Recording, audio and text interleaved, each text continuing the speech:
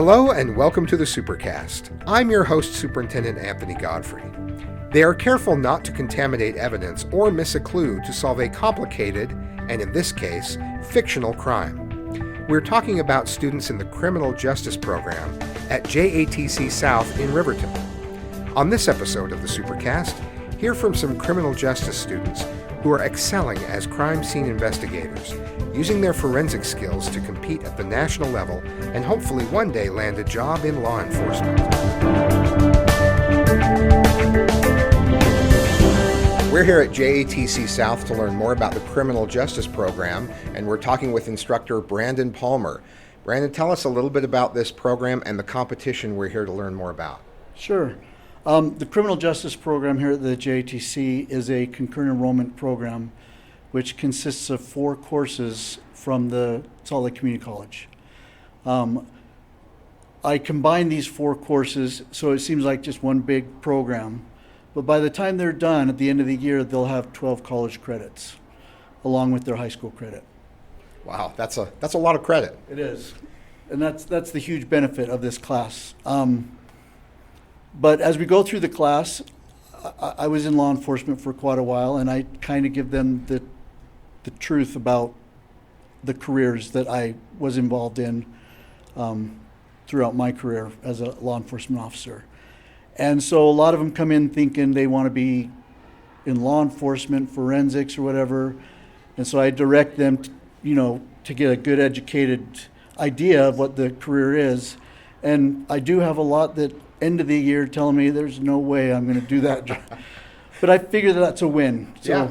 That's a win. Those who've listened to the podcast before know that I've said it's as important to learn that this is not something you want to do as it is to find out that, hey, this is a career I'd like to pursue, because this is a great time to explore that. You get some college credit in the process, and then you're not on a path that you find out most of the way through your degree that this might not be for me. Yep. But I'm sure you also find some students who really decide, hey, I love this even more than I thought I would. Yep, and they then have a better educated background, to make that decision. Sure, so, and they can kind of chart their path from here to get to their career goal. Exactly. Tell me about the competition. So the competition is through Skills USA. It's a national CTSO, and these ladies just did the state competition. The 3 here on this side did the criminal investigation competition, and they won gold. And then this one here did the criminal justice competition, and she also won gold. Wow, that's awesome. It is, it's great. They worked hard, and then they showed up and they did what they needed to do. And now they're on their way to Georgia. So tell me about the 2 competitions and what's involved. Okay. So the criminal investigation competition, they'll be able to get into more detail than I will, but there's several phases. There is a crime scene where they have to walk in together as a team, work together as a team to get a good idea of kind of what happened. Not so much the focus of who done it, but what exactly happened. Is there a crime related? So they have to look at the evidence that's available there to determine that. Yeah. And then they split them up, and they each do a certain specialty. So, for example, blood spatter analysis, fingerprint analysis, and they'll be able to tell you a lot better than I would on that side. And for the other competition? The criminal justice competition, there is not a crime scene, but there is a scenario that they have to walk through from start to beginning. So like a domestic. So they walk into a domestic and they have to handle that domestic, determine if there's a crime, make an arrest, and any digging that they may have to do. That's serious stuff. It is. So let's talk to the team a little bit. Introduce yourselves and tell me a little bit about what you enjoy from this class. Okay, I'm Quinley Starr, and I love the forensic side, but through this competition I've been able to learn, I think I'm not as interested as being hands-on in the crime, so that's been very helpful. But I really enjoyed this competition because I was able to figure out exactly what I like about crime scenes, and we were able to all work together, and I learned the stress of a crime scene. Like, these CSI have so much stress on them because if they mess anything up, it greatly impacts the investigation, and so they have to do everything as perfect as they can. And you're all from Bingham, I understand. Yes. Okay. And so you don't like the hands-on as much, but what aspects of it do you enjoy? So I enjoy like trying to figure out what happened. Like I don't want to spend all my day just packaging evidence, but I enjoy being like, okay, so we know all of this, so what happened? Okay. So I think it'd be more interesting to like criminal profile like who would be doing this, like how did it happen? Great. I'm Allison Anderson, and I really love the like hands-on experience that this class gives us. Like every week we have a training day where we get to experience like new like jobs that we could go into and just like how they would do it. So one time, like every few weeks, we do a self-defense class, and our teacher just teaches self-defense, and we get to go over all of that, and it's just such a cool experience that we get to learn how everyone, like different jobs, would go about like doing their jobs, and it's just really cool to have our hands-on experience. So what did you enjoy about the competition? I love the hands-on experience because it's just so cool to be able to walk into a crime scene and have it be so lifelike. It's cool to see how it would actually be set up and be able to go through it and be like, this is how it would actually happen were I to become a CSI, and see like what I would actually have to do in a real life situation. So you don't mind being boots on the ground, packaging things up, being first to come in and tell the other police to step aside. You're here from CSI. Exactly. Okay. And tell me about your experience. My name's Lucy Harold, and I really enjoyed just learning about what happened. Like, I love doing puzzles and putting things together. Packaging evidence was really fun. Like, learning how to do that was a blast. And this class really helped us prepare for that, especially with our training days, because we learned a lot about every single part of criminal justice, not just CSI or criminal justice. We learned about like law and stuff, which was really helpful, so we know like if there was an actual crime committed and things like that. So it was just a blast in general for me. So do you sometimes, I guess I hadn't thought of this, but until you mentioned it, the first thing you're doing is walking in to determine whether it's a crime in the first place. Yeah. Because if you jump to conclusions, then you can end up down the wrong path. Yeah. Now, all I know about gathering evidence comes from pop culture. So do you ever like take a pen out of your pocket and pick up the evidence that way? No, you're all laughing. Okay.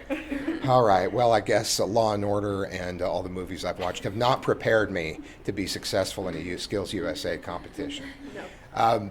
Tell me, what was the competition like? Tell me some of what was involved in that and some of the things you had to do well in order to earn the gold medal and go on to nationals.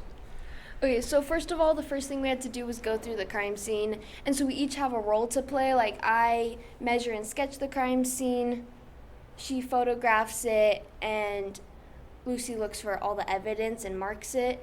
And so we all have our role, and so we go through it, and we just photograph it, sketch it, find all the evidence, and just record everything. And then we have to write a report on it. And then we each have a skill demonstration we have to do. I did presumptive blood testing, so they gave me a tray with a red substance on it, and I had to determine if it was blood or not. Okay. Presumptive blood testing. That's a phrase I've never said before. What were some of your roles? So I photographed the scene, so I just made sure that I got and found every piece of evidence that there was, so then we could make sure that we packaged everything and make sure that we didn't miss anything that could be vital to the investigation.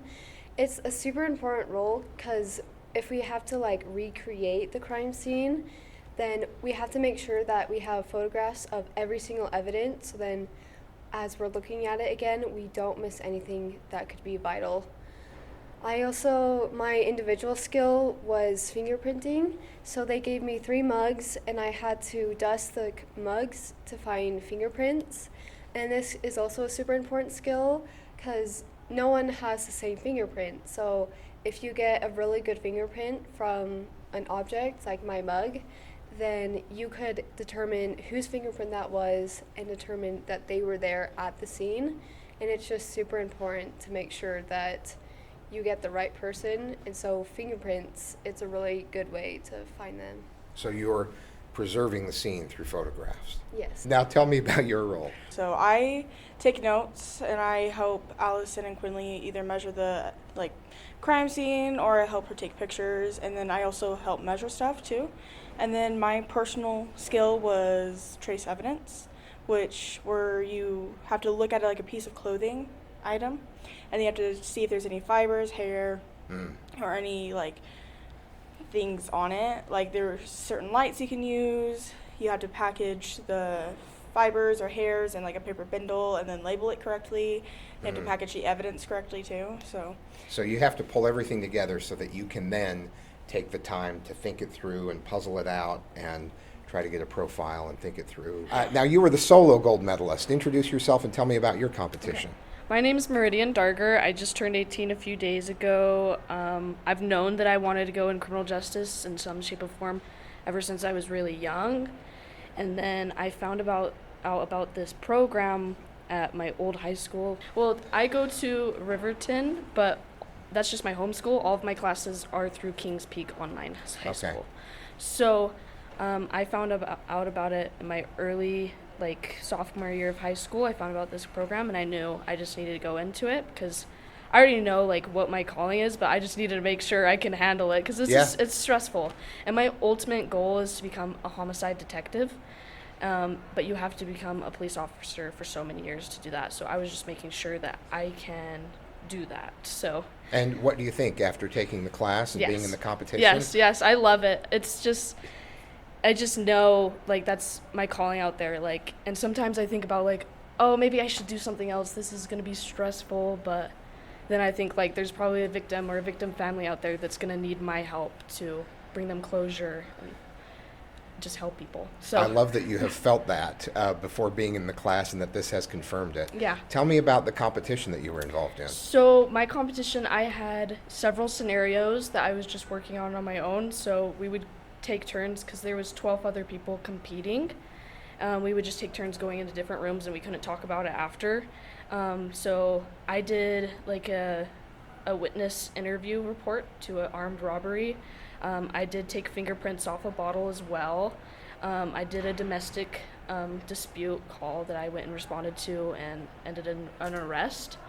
And then I also did it was a traffic stop, but it turned out to be that the person that was driving had a warrant out for their arrest, so I had to take care of that during the crime scene. So it was a bit higher stakes, but it was really stressful for me, but it was really fun.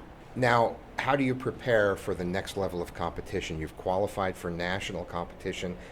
Tell me when that is and what you're doing to get ready for that. Okay, so I took first place in regionals and states, so I think both of them will be kind of similar to the nationals one. I'm just preparing with them. We're going to be working together once a week leading up, and it's going to be June 24th, and it's going to be in Atlanta, Georgia. Wow. So we're traveling together because we are in our school, but they're still going to be competing in their crime scene investigation while I compete in my criminal justice competition. That's really exciting. Mm-hmm. So you knew this is what you wanted to do. The class has confirmed it, and your path is that you want to be a detective. Yeah, that's my ultimate goal, but I still want to experience being a police officer, doing smaller state crimes, just trying out different things because I just love what this does for people, what this does for victims, what it does for families, how it protects people. So I just want to experience different areas, but yeah, my ultimate goal is homicide detective. Stay with us. When we come back, we'll analyze a crime scene with the students of the Criminal Justice Program at JATC South.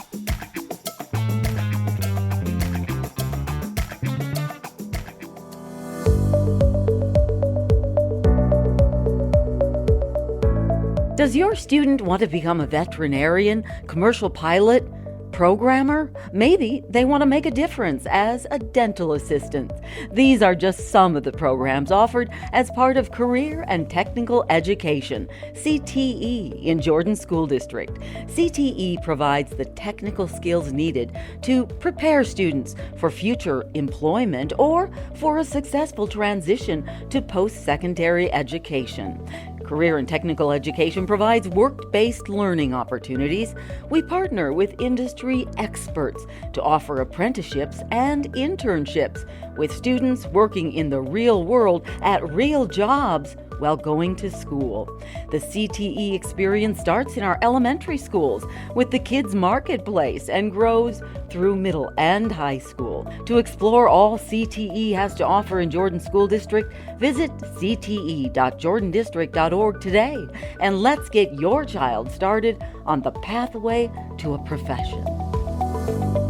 With going to nationals, it's pretty expensive, so we're trying to raise money for it. So we have a GoFundMe. If anyone is willing to donate or can, it would help tremendously. So on the GoFundMe, it's under Criminal Justice Nationals Competition. So if you go to GoFundMe and just search that up and donate even like $5, it'll be so helpful. Now, I understand that I said blood splatter, and that is not the correct term. Tell me. It's blood spatter. Yeah. Spatter. I think it's because when I like to buy vinyl, it's a splatter pattern when it's like kind of the, okay, never mind. So paint splatters, blood spatters. Yes. Yeah. Okay. And any CSI will correct you if you say splatter. Yeah. They're Okay. very picky about When it. we were at state, we got shirts that said it's not splatter, it's spatter. Okay. All right. Splatter is the sound that spatter makes. Yeah. Okay. So it splattered and left a spatter. All right. I've learned a lot today. All right, Meridian, we're going to walk into this scene. You haven't seen it yet? No. Talk me through your thought process and what you see and how you determine whether CSI needs to come in. Okay. Yeah, before entering like any building, if I was just getting called here, dispatched here, I would get information from dispatch about Okay. the type of scenario that's happening. So if it's something that's more high stakes, like a domestic call or violent or potential with a weapon, I would immediately call for a backup before I even entered the facility. Can So I be your backup? yes, you can be my backup. Can I, So can I point around the room and then Yeah. yell clear? that's only in your shows, your pop culture. I still want to do it.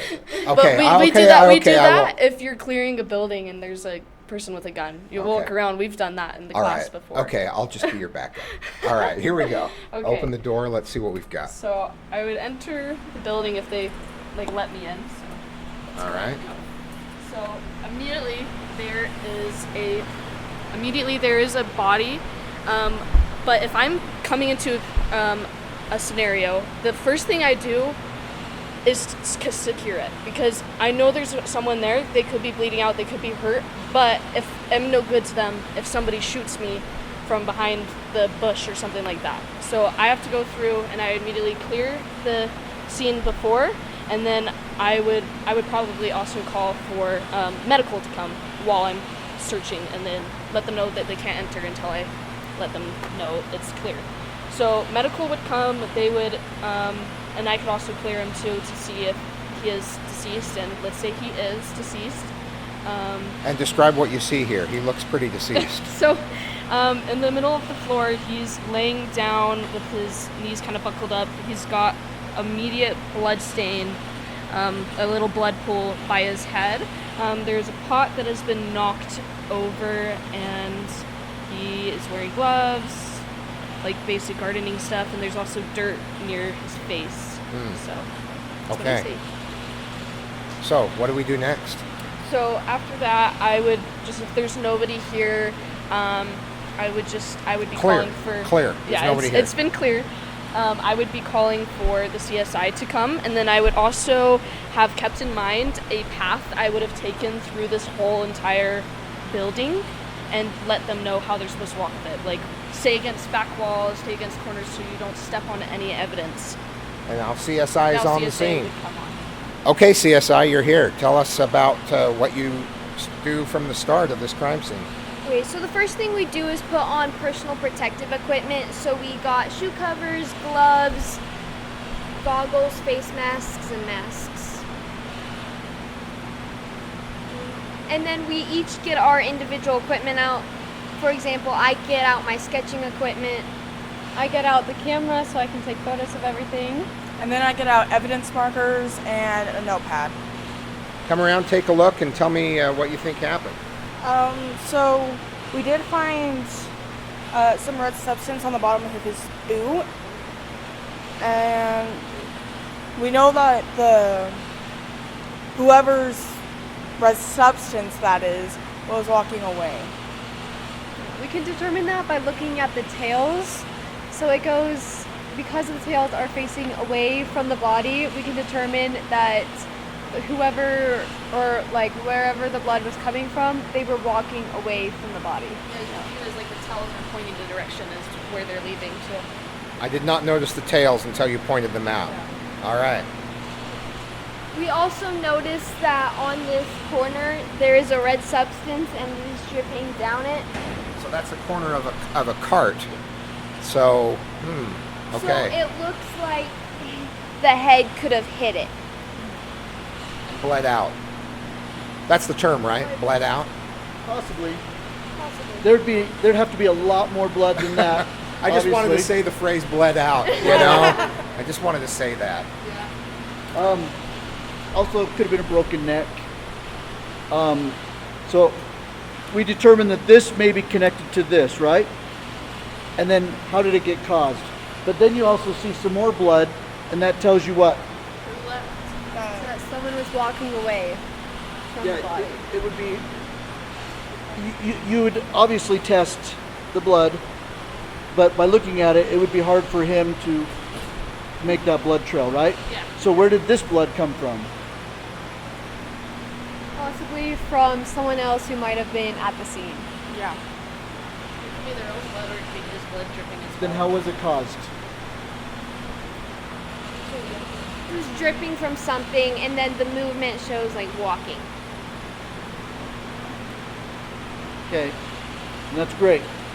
So now you know it's walking out, right? But where did the blood come from?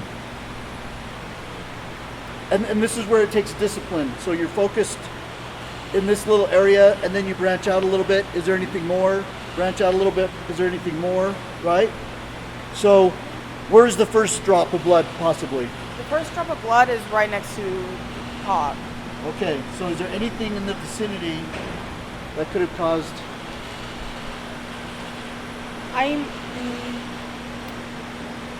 Maybe if they like picked up the paw and they like cut themselves on it, there's a possibility.